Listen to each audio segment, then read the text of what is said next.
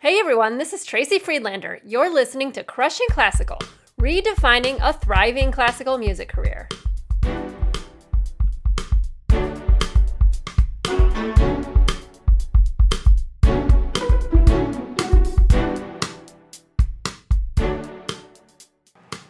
I'm so excited to have Aubrey Bergauer, Executive Director of the California Symphony, on the show today. A couple of weeks ago, a friend of mine forwarded an article about Aubrey from the Southwest Airlines magazine about the incredible work she's doing at the California Symphony. From inviting patrons to clap when they hear something they like, even if it's in between movements, or use their phones on silent, these are just a couple of ways she's breaking mold and doing something different, taking the symphony orchestra experience into the 21st century. After I read the article and some other blog posts of hers about what she's doing to evolve the classical music business at her own organization, something that, as you all know, I'm super passionate about, I knew I just had to have her on the show. I'm thrilled to share this conversation with you. If you haven't read the Southwest Airlines magazine article yet, there's a link in the show notes. Before we start, I'd like to thank Fix Music for sponsoring Crushing Classical Podcast.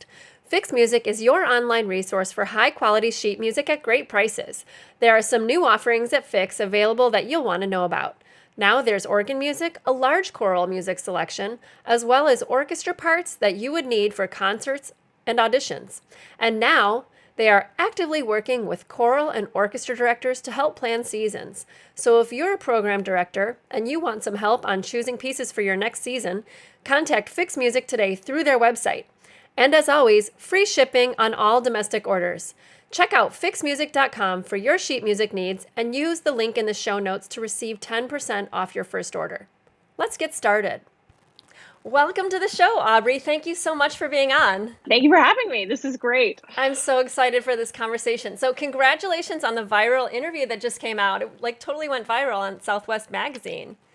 Yeah, so exciting. Oh my gosh. It's just been really amazing just to see how many people have reached out and said, oh my gosh, like what you're doing at the California Symphony, like we've got to talk about it. And just like you. So here we are. Yeah, so this is so great.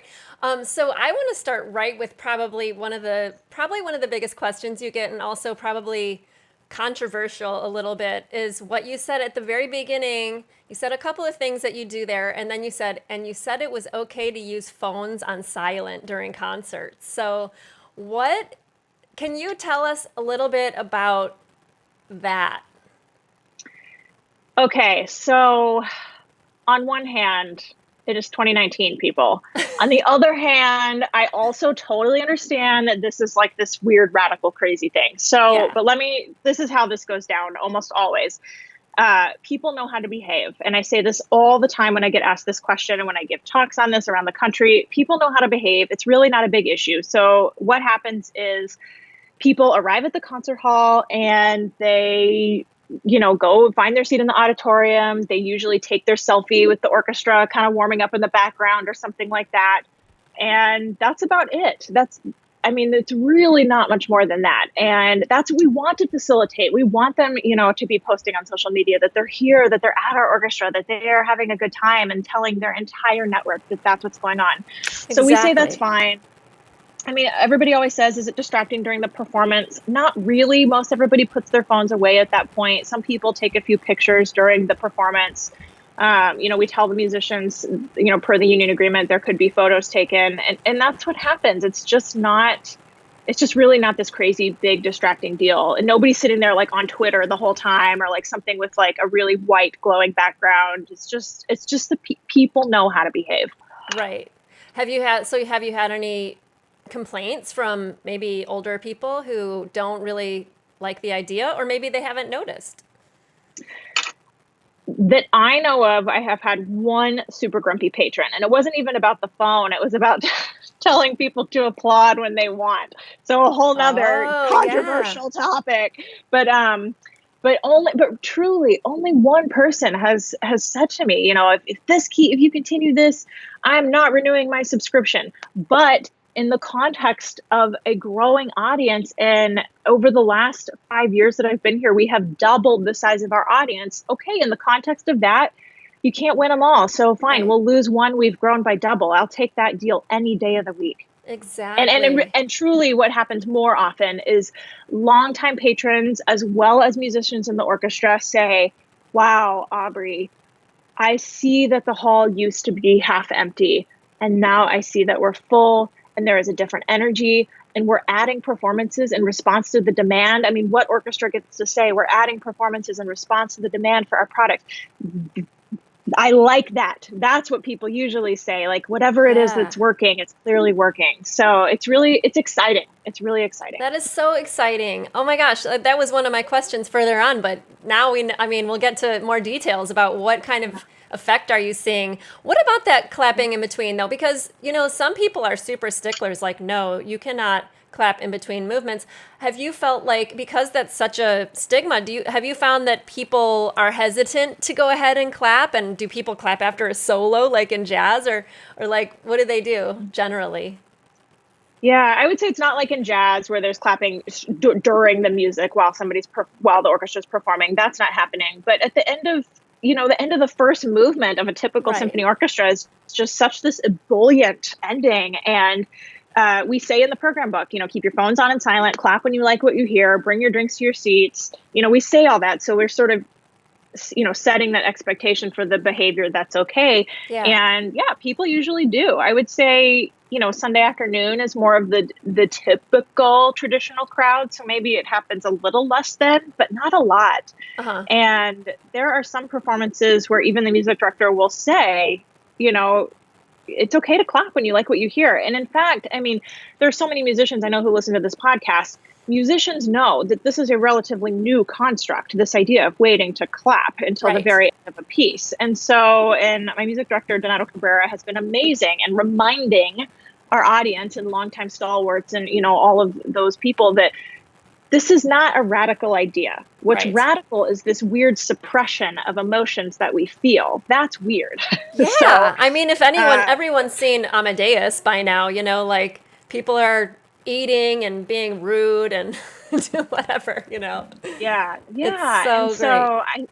I just think it's amazing when I don't know, I'm a classically trained musician as well. And when I hear the end of a first movement of a symphony and I'm just like ready to burst, it's so good. Like to stifle that, I want people to be able to show, like if they have an emotional reaction to the performance that we are presenting, I want more than anything for them to be able to show it. And so now that that's sort of the environment and culture that we've created, it's awesome. It's really fun. Yeah. Yeah. Wow. So you trained as a musician. Yes, yes. I have a degree in performance from Rice at the Shepherd School of Music, and I also have a degree in business. What do you play? Oh gosh, played past life. I played the tuba, believe it or not. You played the And tuba. Oh my gosh. yeah, yeah. So, and I know like your listeners can't see me, but I don't look like a tuba player. No. Like, let's be honest, like, so I like to say that I've been breaking stereotypes for a very long time. Yes, exactly. And Once Upon a Time was really, really a serious tuba player. Yeah. Mhm. Wow. Gosh. Yeah, you like to take on challenging things, don't you? That's right. Exactly. That's so great. So in the conversation of using phones, I know this is part of the controversial thing. Sometimes there's a fear of like a video getting out because people aren't just taking photos and selfies. Sometimes they might take like a little Instagram story or something. And I know people kind of freak out about that mostly on the musician and the musicians and the management and everything. What do you worry about that, or do you just say whatever happens happens and we'll deal with it later? So here's the thing. Yes, we have contractual obligations with our union, with the collective bargaining agreement that says we cannot take video. I think this is a real disservice to our entire industry. And I don't want to get in trouble with the union by saying this. I mean, I know these rules are in place for a reason. So please, I hope everybody just hears in my voice just care and authenticity in talking about this. But I think we're holding ourselves back by prohibiting that.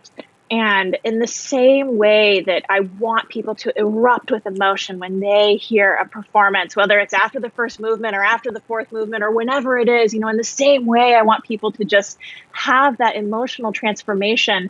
It's the same way I want people to go and take their selfies when they arrive and share it with their entire networks. And it's the same thing with video. I want people to be able to take a short clip of whatever they're watching, because that's what people do. And in this day and Yeah. age, that's how people express themselves. And they want to share it with everybody they know, not put it online and pirate it and like somehow make money off of it, or put it online and therefore it ruins the orchestra's reputation because the quality wasn't very good. Like, that's just not what people are thinking or doing. And Right. you scroll down your own Facebook feed and you see like, oh, this person saw Beyonce or this person saw you too. You better believe they're like putting these videos up. And never, ever am I thinking in those scenarios, wow, Beyonce does not sound very good right there. That's not what I'm thinking. I'm thinking, oh, how cool they went there and they saw her. And Yeah. that's what I want for our orchestras. So, I got to be honest. I don't know if people are taking videos at our concerts. I'm not the police for that. It's not, like I Right. said, people haven't been so distracting that it's come to my attention. But I also realize that as the words are coming out of my mouth, that's a really risky thing to say, because technically it's not allowed per our agreements. And Right. I just so badly want us to work this out with the union. And I think usually when I talk with musicians one-on-one, like, people are nodding their heads and they get this. Yeah. And somehow we've got to find a way to work together so that collectively on a national level, these governing bodies help us in making this something that better serves our patrons so that they can do the marketing for us. Yes, because that's the thing that you told me that was so surprising. You said 2/3 of marketing happens not by you. Like, that's insane. Yes. Oh my gosh. So this is what we've got to realize, is that what you just said is exactly correct. And that stat comes from a recent book called The Marketing Rebellion by Mark Schaefer. And he cites this research, and this is across all industries, all brands, and 2/3 of marketing is not something that the organization produces. It's word of mouth. It's reviews online. It's because people are sharing this content and sharing with their networks, their videos or photos or Instagram stories or whatever. And so, orchestras, we've got to realize we are not in control of the message. And so to using video as an example, to really cut that off is like amputating an arm or a leg. Like, it's just Yeah. holding us back from something that we need desperately. We need people talking about us. If 2/3 of all marketing is by other people, not us, to limit ourselves, we're just not really in a position to do that, in my opinion. Right. I completely agree. And I'm thinking while you're talking about this, like, FOMO, the fear of missing out, is like a real thing, right? And so Super how do real. you portray that in any other way than to let other people see what they missed, That's exactly. in real Yeah. time? So, yeah, I mean, I agree with you. I know it's going to be something that takes a little while, and hopefully it doesn't take too long because, like you said, you're missing out on this really great opportunity. So yeah, and I see it myself on Instagram doing social media for the opera here.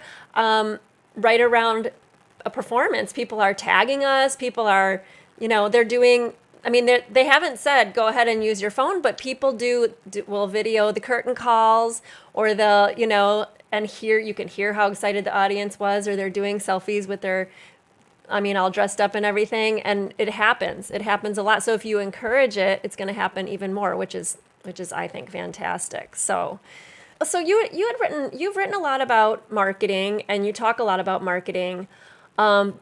Before we talk about social media marketing, well, I think it's all connected, because you had said we were talking a little bit about social media on our last call, and I want to know what you think about social media for orchestras, and like how a lot of times it ends up looking like, in my opinion, we have a concert tomorrow. We have a concert Saturday. Oh, guess what? We have another concert coming up. Like, the only thing that's done is promoting. And everyone knows from their own experience on social media that it's way more fun if you're not being sold to all the time. So what is your feeling about that? And like, what other content do you think works alongside that and all of that jazz? My staff knows not to overly promote, not to use exclamation points like crazy, not Yeah. to say things like, don't forget, concert this weekend, like none of that. They know that just is like nails on a chalkboard to me. And not just to me. The reason I feel that way is because it doesn't work. Right. So instead, to get to your question, what does work is what's called content marketing. And so content marketing by definition is using information that doesn't explicitly promote a brand or a product or service, but is rather intended to stimulate interest. So to get a little less academic and give an example, that means content marketing is not those salesy messages. Buy now, click here, last chance, don't forget, none of that. Instead, it's about education, really, in its simplest form, in my opinion. And so this is where I have a whole blog post on this. This is where I think orchestras are sitting on a gold mine, because we have so much interesting educational information that we, any composer, any piece of repertoire, any musician, any instrument, and we have that available to us. And there are brands who would kill to have that kind of just a plethora of information at their disposal. So to put some research behind this, there was one company, and I write about this in the blog post, that did a study on almond milk. So they created fictitious brands for almond milk, and fictitious because if they were using a brand that was already known, then maybe there would be some preconceived notion about that brand among their subjects in the experiment. And so what they did with these fictitious brands, they divided the group into two. So the control group just got asked questions about the almond milk. Would you be interested in buying from this brand? Do you drink almond milk regularly? Would you drink it more? All that kind of stuff. The other group, the experimental group, first, before getting that exact same survey, was given a very short, like 2 paragraphs, 1 paragraph, 2 paragraphs of information about almond milk, how it's made. None of that was salesy. It was literally just educational information. And then that same group, when they took the survey, they were 131% more likely to buy almond milk from that brand, that made up brand, just because they read about how it was made. Wow. And that right there is the definition in practice of content marketing. By us giving people information, interesting information, educational morsels, it makes people more likely to buy. So instead of, it just completely changes the paradigm of our marketing messages. Instead of, don't forget, do you have your tickets for this weekend, which is so cheesy and people see right through it and they don't click and they don't respond. Instead, it's sharing information that makes somebody more engaged, makes them lean in, makes them more interested, and it works. Cool. That's awesome. I love that. So you've been doing that then, educational posts.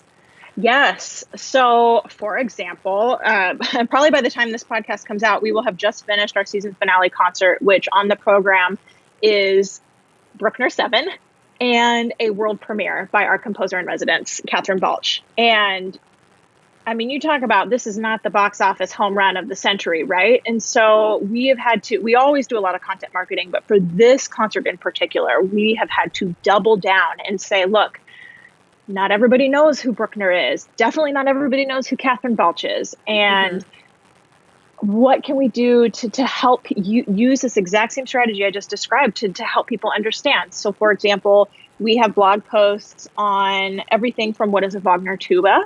Yeah. It's not a tuba. It's not a French horn, but the French horns play it, but it sounds kind of like a trombone, like all of that.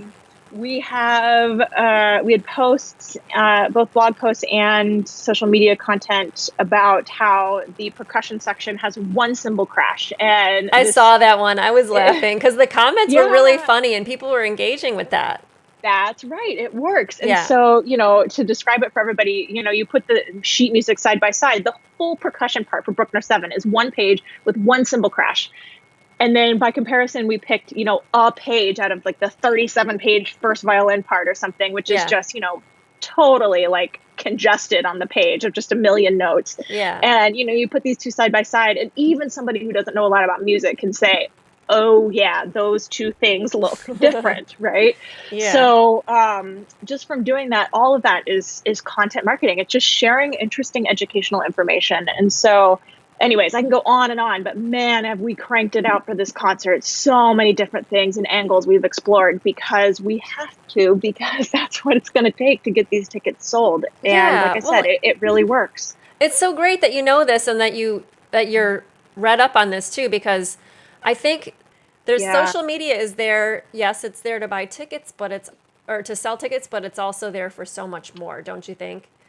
Like as Right. far as Yes. education, but also community building.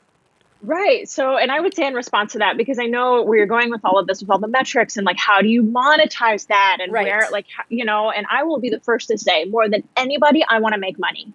I Yeah. mean, I'm the executive director. At the end of the day, the buck stops with me. Like, I want to make money more than anybody. So how does this all start? How does this all fit together then? Yeah. There's a couple ways. One, everything you said, social media is to build community. Social media is to garner interest and engagement and all those things. What we do is use those things then as a vehicle to make money. So Okay. to be specific, this plays out in a couple ways. One, anytime somebody clicks on one of those blog posts or interacts with one of those Facebook posts, we're tracking that. We're very data driven here. We're very savvy digital marketers. Every orchestra needs to be. And so we're tracking that. So then when it comes, 2 weeks before the concert, 1 week before the concert, we are really ramping up our remarketing engine, meaning anybody who's interacted with our website or social media channels in the last, month, 2 months, 3 months, whatever parameter we set, they're then being shown all of those ads. And the ads then are more specific, with the get tickets link and things like that. So all of this content marketing is the gateway to sort of garner the interest. And then we're closing the sale later in the marketing funnel, so to speak. So there's that. I think also it's really interesting. I mean, think about how most people's online experience starts. It starts with Google, because you Google what you want to know. So when we do content marketing, we have seen a big uptick in organic search for California Symphony or Bruckner 7, Walnut Creek, or those kinds of things, because somebody saw something a couple weeks ago and now they're on their computer or phone Googling and they're finding us. Because you're right, not everything has to say click here, buy now, but people know how to use the internet. They find you. So a combination of the remarketing and then just being there's a whole nother, we can get really geeky and I'll spare you guys on like how to set up your website to be better positioned for those kind of organic searches. But I mean, all of that's what we need to be doing, but it all works together. And that is how in the end, we make the sales that we need to make to fund our mission. That's awesome. And I like how basically you kind of just said, we're trusting that the social media works. Although you did say we track the metrics, but you did say also, we trust that if they see it, they might go back and, oh yeah, that was something I wanted to look up with Google after it showed up on Facebook or Instagram or whatever. Like just knowing, I don't know, like reflecting on how you yourself use the internet. What do you do first? You pick up your phone and you open your Facebook app or your Instagram app. That might be the first thing you do. And it's just subliminal. You're like, oh yeah, I saw that thing and now I'm going to come back and later I'll figure out how to find it. I don't need every post to say, you need to buy this right now. Don't forget. I love that. It's so great. So switching gears a little bit because, and you know what? I love that you write a blog post or a blog and you have lots of blog posts out there because you're really just, not only are you doing all this stuff in real time, but then you're contributing to the world out there and helping people to see what you're doing and then learn from it and then hopefully be able to do it themselves. When did you start blogging? I started blogging in 2016. So yeah, 3 years ago now. So, and look at that, like it's 16 and then 2019, the Southwest article comes out, which I don't necessarily, it's funny because musicians must have seen that. It got forwarded to me from a friend and that must have happened just constantly throughout that day. But I hadn't heard about the California Symphony or you yet. And you'd been doing this for 3 years. So that's a good thing to note. Like when you start blogging, when you start putting your information out there, whatever it is about, it doesn't necessarily have to be on the topic that you're doing, but anything that you have an opinion about, you got to remember that it takes a while for people to find you.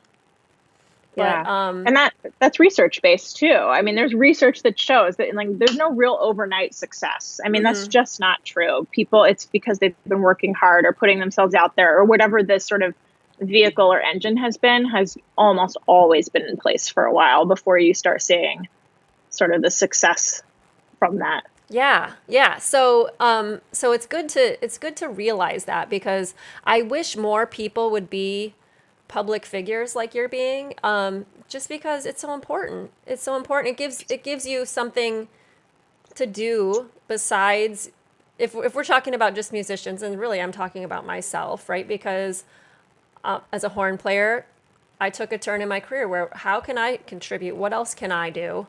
And that was when I started writing. And then, yeah, like 2 3 years later until people started reading my posts. So, but I just really think that everyone has an opinion about something, whether it's the technique on their instrument, or how to grow an orchestra, or how to found an orchestra and then grow it. Like, that's more and more musicians are doing that. It's really helpful to everybody. And then in your career, whatever happens in the future, 10 years, whatever down the road, you can point to a body of work. This is what I've been writing about. These are my, this is what I've been doing. So I really love that. I just think it's so important.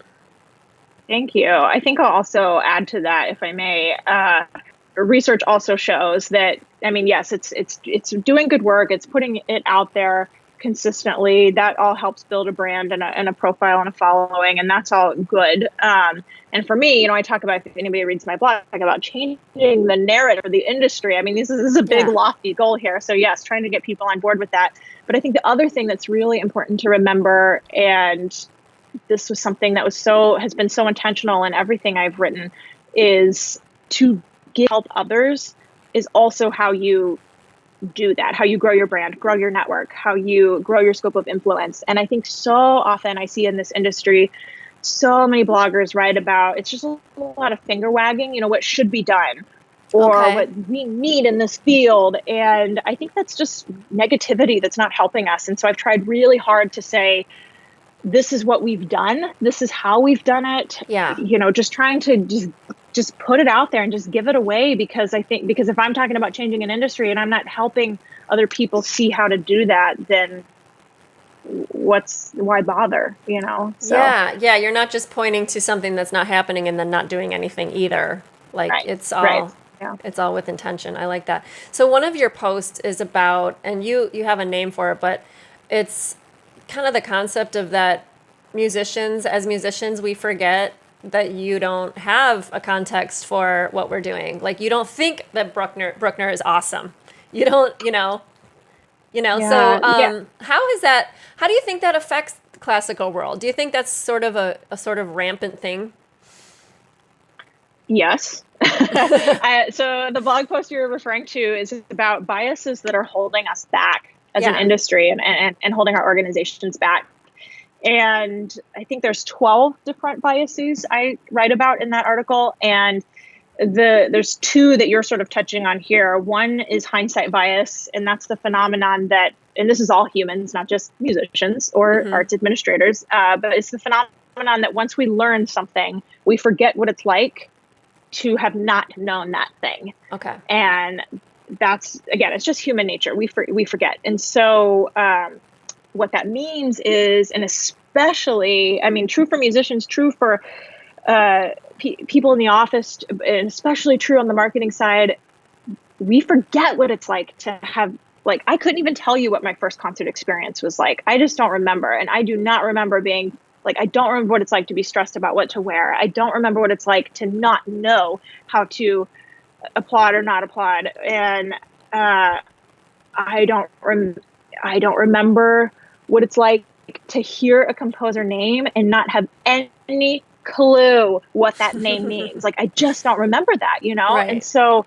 and that's true for all of us pretty much in this industry. And yet we're the ones making these decisions that affect so many of the people visiting our organizations. And then the reality is, most people, especially most people coming to our website, are brand new. Like, so this now starts to get into this other bias that I'll mention that really, really affects us all, is false consensus effect. And what that means is we all humans have this tendency to think that our experience is indicative of everybody else in the world, basically. And we just think that there's more of a consensus about how people have experienced things, or people's lens or viewpoint, than there actually is. And Is it like the phrase, classical music is awesome, so everyone should love it?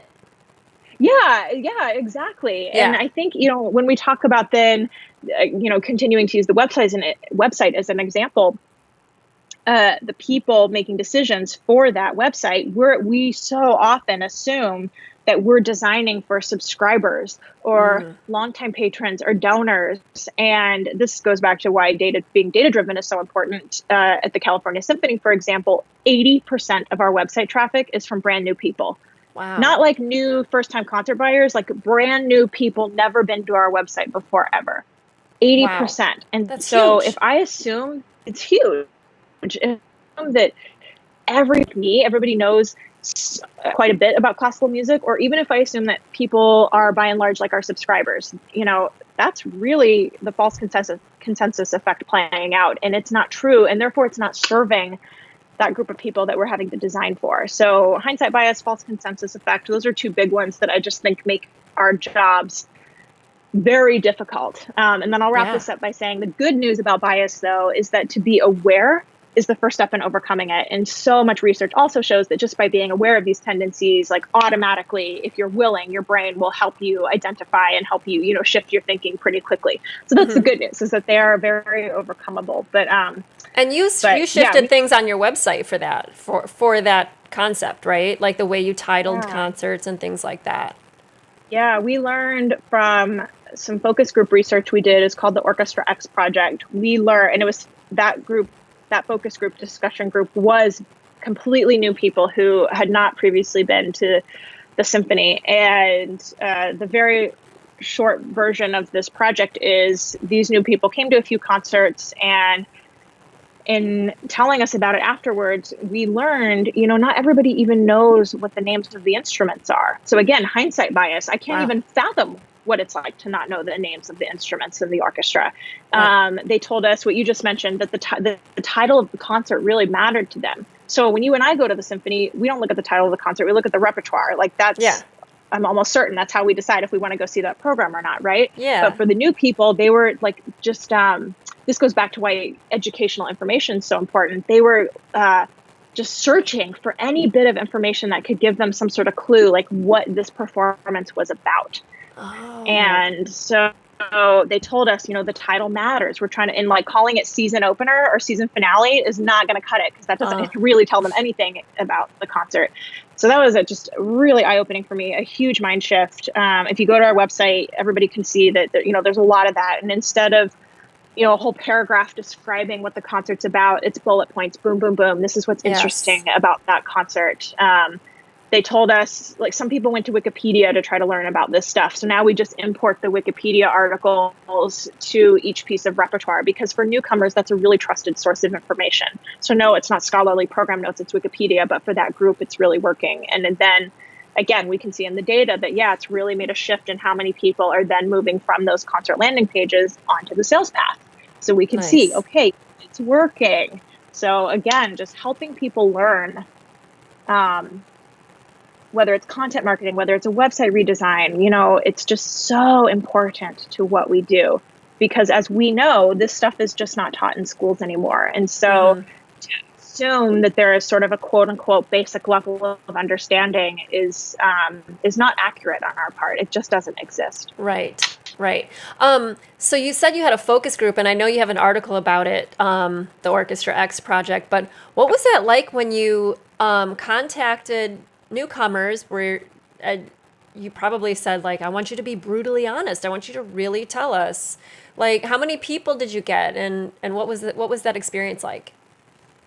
Right. So just as you said, we put out the call. We said we want people who, quote unquote, should go to the symphony but don't, meaning you are smart, you're culturally aware, you have expendable income, you do frequent other live entertainment options, but for whatever reason you don't go to the symphony. We said, if that's you, we want to hear from you. Oh, so it wasn't even people who had previously gone at all? Oh, never had been, which I think is so important, because usually in our field, when we do any kind of research, it's among existing people in our database. And so interesting. Oh my gosh. So we said, no, we want the people who aren't coming, but who meet those criteria I just said. Right. So we put that out there, and speaking to the power of social media, that in itself was pretty widely shared. You want to give the symphony a piece of your mind, so that, people sign up for that. So So we said, come to a few performances. We did not charge a lot of money. We said we're not out to make a profit on this. We charged $5, not free, because free has a high dropout rate. Free has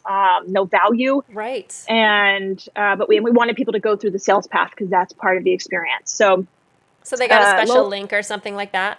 Yeah, exactly. Yeah, we just give them a promo code to get the $5 tickets. And we said, in exchange for this basement low price, we want your time, your thoughts, we want your participation. So again, it wasn't a money-making venture. It was a research project. Right. So, and what we heard from the discussion are all these things I just shared. And yes, they were honest, and it called to commit to listen only and not jump to defense, because of course there were several things where I'm thinking in my mind, well, we can't do that because, or the software that we use limits us doing this, or the box office would never go for that, or, whatever the thing is. Of course, I had that tape playing in my mind, and I just had to just in the moment, just say, no, Aubrey, you're committed to this group not to do that. And so take it all in and then go back and digest. And over the last, 2.5 years since then, we're still whittling away at the list. But the things we have been there were some things that were so easy, so fast that we were able to do. And then the full website redesign came a year later.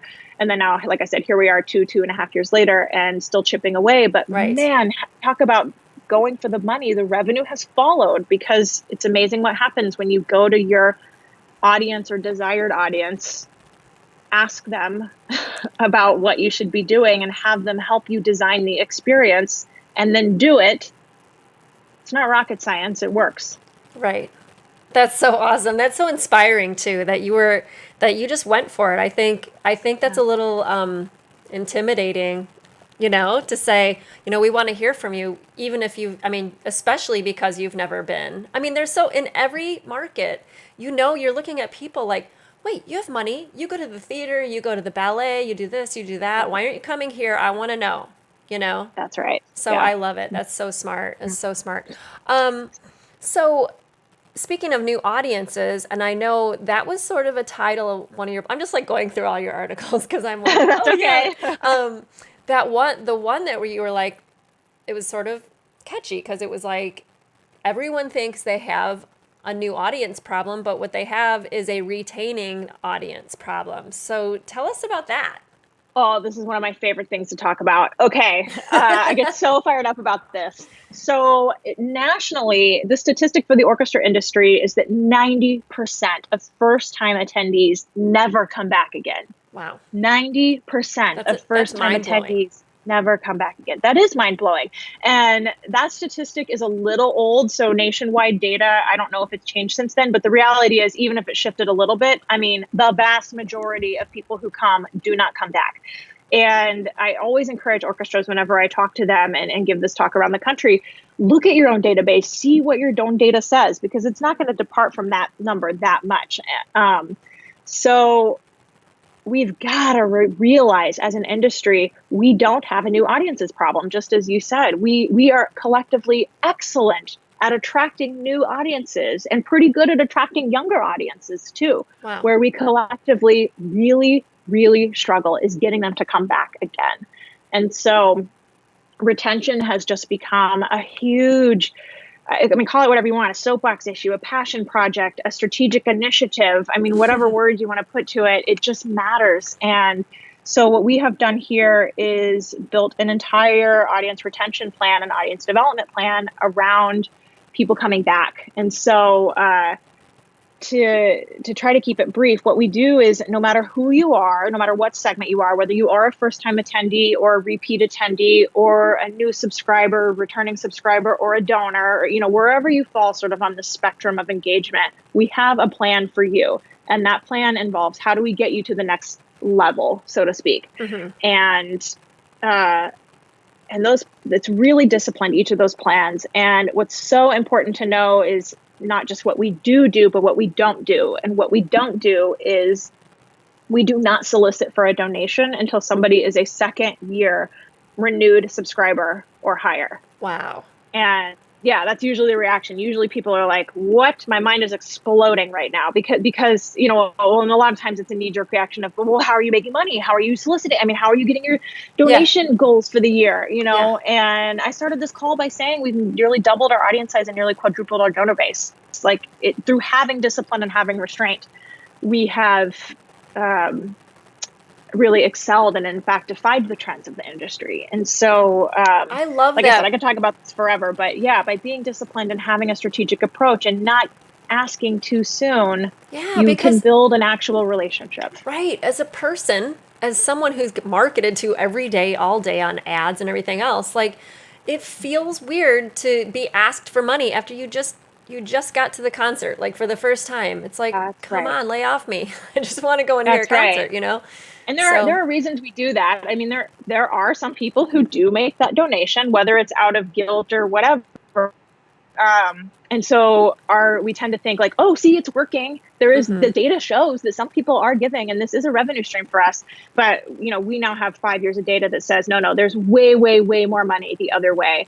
And so just to wrap this up, I'll say you combine this premise of audience retention with everything we've already talked about educational content marketing, the Orchestra X project, and really redesigning the concert experience, making sure that people come and feel like they're not intimidated, that there's not unspoken rules that they have to follow, that nobody shushed them or told them to put their phone right. away. Like those are the things that contribute to a higher retention rate. That makes so much And sense. I think it's also, I should share that through all of this research that we've done in-house, nobody said the music was a problem. It's not the product. Nobody said, oh, none of those Orchestra X participants said, oh, if you just could have played more Harry Potter. Like, no, nobody said that. No, they said, oh my gosh, I don't know all of these composers and I don't know all of this, but nobody said they needed different music or a different start time or more pops or like none of that. It was all the feedback that was so hard to hear was about everything else we sort of touched on, all of these ancillary elements of the concert That is experience. so interesting. That is so interesting because so often everyone's like, "Oh, maybe classical music is just not interesting to people anymore." Like, and that's like the scary thing to consider because there goes everything that you've ever done as a musician. You don't want to think that this is the bread and butter, the stuff you love to play. So that's really good to hear, actually. It's good news. But it's also like, whoa, we got to make sure that people don't feel uncomfortable and out of place and shushed and like That's looked right. at if they're wearing jeans or whatever. If I went to an establishment and somebody treated me that way, I would also not want to go back. Right. And I would be part of that 90% group that never goes back again. So Right. it's just, yeah, it's so interesting to me that no, the art is what we do best. And music, oh man, we're especially professional orchestras, world-class musicians. It is what we do best. We don't need to be tinkering with that. And I'm not saying we don't need to talk about programming and Right. diversifying and all of that. Like, that's not what I'm trying to say. I'm just trying to Hmm. say we tend to make that the silver bullet thing, and it's not. Right. That is so good to hear. How many concerts do you guys have per year?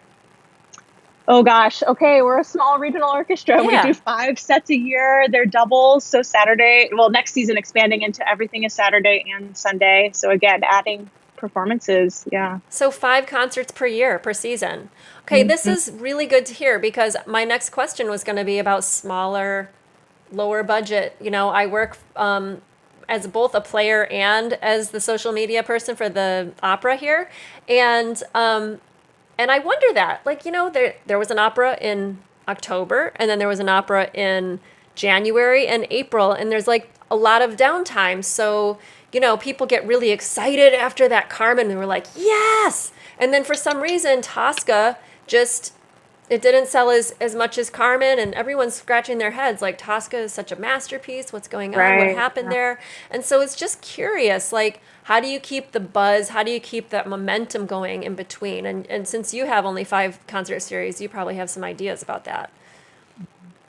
So my experience is at orchestras of all sizes. I mean, here at the California Symphony, we've talked about a smaller regional orchestra. I began my career at Seattle Symphony. I spent several years at Seattle Opera. So what I can say is that in many ways, being smaller is an advantage. And I think, I mean, what we can do, like for the scenario you're describing, where you're dark for a period of time, Yes, it is work to not to have to, continue some sort of buzz when there's not performances, but also what is to our advantage is that the sales window and it becomes so much longer for everything I'm describing, all this content marketing, all these things that I'm talking about. Well, that takes time to roll that out. And in fact, there's newer research from Google.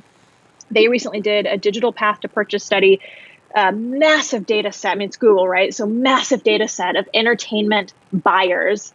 And that data set showed that for people who are what they called considerers, not like the super engaged subscriber, season ticket holder people, this considerer group takes, I think it's a 30 or 31 day window, basically. So a month, essentially, of considering. But even if they wait till the last minute to buy their ticket, the consideration cycle is 30 days, is what I'm trying to say. And so that has really shifted a lot of our marketing, too, because we had been pushing things more and more to buy. And this study says, no, even if they're waiting to buy, you need to be out there and present much earlier in the sales cycle. And so for a smaller organization, this works to our advantage because we have that window. We have that time.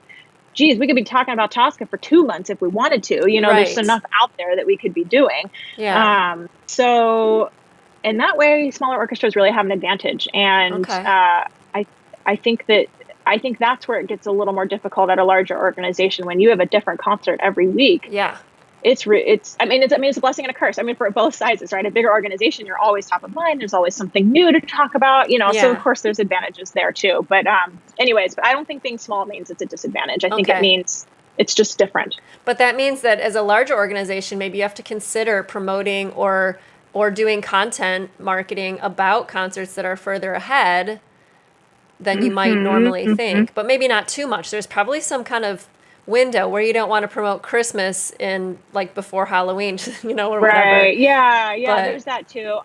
I think also there's this is a very Michael Kaiser strategy, what I'm about to share, but I love it. And he always talks about institutional marketing versus programmatic marketing. And so often, like 99% of what we do, small, big, whatever the size, it's programmatic. This is the concert, or this is the opera, this is the content, this is the thing. And he says it is to our advantage to make a shift to talk about institutional marketing. So things like that Southwest article that you read, like this is the experience when you come to the California Symphony. That is a huge piece of institutional marketing for us. Right. Because we could use that any day of the week we wanted to. And now what we're selling is the brand of California Symphony. When I come, I'm going to have a good experience. I'm going to have a really good drink in the lobby, and I can bring it to my seat. And suddenly it is way less important whether we are playing Beethoven or Bruckner, for example. Interesting. So I think that's really important for us of all sizes to consider too, that we so often shy away from institutional marketing because it's harder. There's not a budget for it, or we don't make a budget for it, but to go there is to our advantage because then no matter what's on the program, we've got a following. And so that article really helped you with that. Oh yeah, absolutely. And I suppose you could do content marketing about your experience, especially if you're making these changes. Guess what, guys? You can now bring your drinks in the hall. We made sure that was possible, and you could do posts about that. That's really awesome. Oh yeah. Yeah, and then it's the you better brand. believe it. And then it's people on Google saying, I'd rather go to the California Symphony than the San Francisco Symphony because I don't have to drive as far, and it's really awesome. Like I saw that review on Google. Yeah, So, yeah, exactly. So do you have any predictions like about the orchestra world now that you've really been digging into evolving essentially this business of ours? Yeah, I think more than anything, we have got to find a way to be on the same team. And what I mean by that is, and we kind of got to this a little bit when we were talking about the video during concerts, but we are so fragmented. And internally, we're so fragmented. And I guess the prediction out of this is if we do not find a way to overcome that, it will be to our demise. I really believe that. I also believe everything I said about making sure that, we are being savvy marketers, that we are working as diligently we can with the data to produce good content and focus on retention, not acquisition. I mean, all those things, those are big, big things that are mind shifts for our institutions. So all of that matters too. But at the end of the day, I mean, we've just got to find a way where we recognize that it's not the people off stage versus the people on stage, but that it's, no, we are all here because we believe in this product, and we are all being savvy together and all trying to figure out how we can build this audience and hire amazing people off stage the same way we hire amazing people on stage, that all of us, it just takes all of us. And I don't mean to sound so Pollyanna about it, but I just think if we don't figure this out and figure out how to trust each other, I know there's, we've got obstacles we've got to overcome if we're going to get to this like dream world I'm describing right now. But I mean, I just think if we don't, then we're just doomed, I think. Yeah, I agree with you. Like, I'm so tired of the musicians against the administration problem that we have, just generally. So, and that always hits the fan during negotiations, and it's us against them. And, I don't know, like you said, if there's got to be a way that over the times in between negotiations, there's more interaction and more collaborative effort, then maybe it won't be so hostile when it does come time to sit down at the table and figure out that stuff. I don't know how you do it, but at least if you start talking about it, maybe that's how. So on my last question, what advice, I know you've given tons of advice here, but if you had to give like a couple of actionable tips for like small, medium, large budget groups, what would you pinpoint? I think some of this we've just touched on. I think being small, I mean, we talked about sort of the marketing cycle, I guess, but being small, a piece of advice is that a smaller organization can be agile in a way that a bigger organization just can't. Mm-hmm. And you can make decisions so much faster when you're small. Like I said, I've worked at organizations of all sizes, and I've been there when you got to really run something up the chain, and it just takes time because that's the process, and that's just kind of how it is. And it's hard to not be that way at bigger organizations. I mean, I can have a whole talk on company culture and empowering people to make decisions on their own, but still at a bigger organization, there's just more process because it just has to be that way. Yeah. So smaller organizations, you can be agile, we can be agile, and we can move fast if we're organized. I think that's another thing. Like small means you can't. I think small means you can be so on top of it that then when you need to be quick and make decisions or see an opportunity that comes up, you can jump on it. And big organizations, that's really not an option usually. So I think that's, I don't know, advice or an advantage of a small organization. I think for large organizations, I'll start with a misnomer. I think it is a misnomer that a larger organization has all these resources that smaller organizations don't. Again, speaking from experience, it always feels lean. And I have never met somebody in a bigger organization that feels like, oh no, I'm not overworked and underpaid. Like, no way. Like lean scales. I always say that, lean scale, like feeling lean scales. So that's not true for any of us at smaller organizations to look to our bigger budget counterparts and think that like somehow they have it all. Like that's just not true. Okay. So I think also probably true is that large doesn't mean you can't be agile. Like I said, there's more process, there's more people. That's just reality. That's fact. But if we're being honest, even the biggest orchestras in our country with the biggest budgets, they're not as big as some of the most innovative institutions outside of the art. Good point. You know what I mean? We're talking like Silicon Valley. I live here in the Bay Area. billion-dollar companies who are doing incredibly innovative, creative things. And so I think if I'm going to make this about advice for a bigger organization, my advice would be that it's about culture, company culture. It's about a mindset. It's about creating an environment where we can think differently and institute these different ideas and be data-driven and measure. That's easier at a bigger organization. There are more people. You can measure more things. Right. That's true. Yeah, I think maybe the last thing I would say, small versus large, creating that culture is harder at a bigger organization.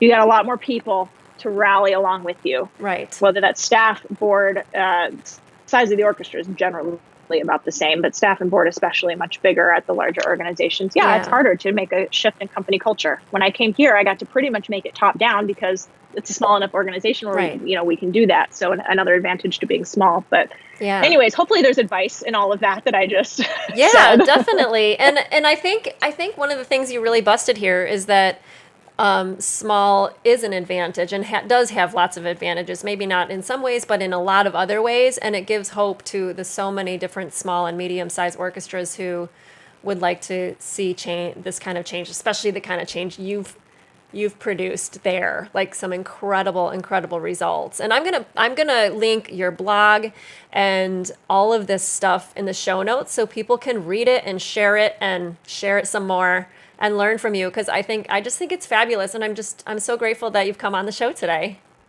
Thank you, Tracy. My pleasure.